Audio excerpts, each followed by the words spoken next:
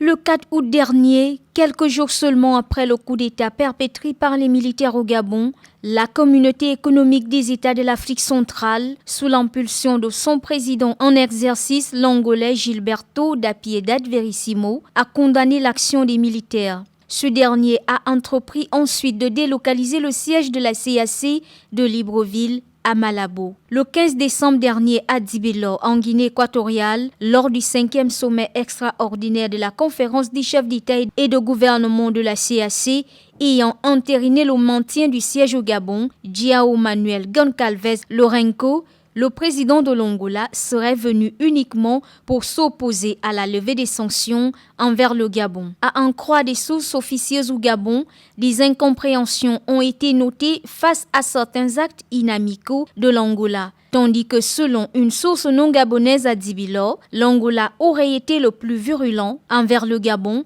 lors du sommet. L'étincelle pourrait être un incident diplomatique causé par l'absence de représentants officiels gabonais lors de la célébration du 48e anniversaire de l'indépendance de l'Angola à Libreville, le 10 novembre 2023. Cette absence pourrait trouver son origine dans le fait que l'ambassadeur de l'Angola au Gabon aurait refusé en sourdine de reconnaître le nouveau régime en place, en n'acceptant pas le portrait du président de la transition, Brice Clotaire Oligui Nguema, aux côtés de celui de son président. Cette suite d'événements a exacerbé les tensions entre les deux pays. Libreville, se sentant injustement traité sur la scène régionale, a répondu par une mesure diplomatique forte.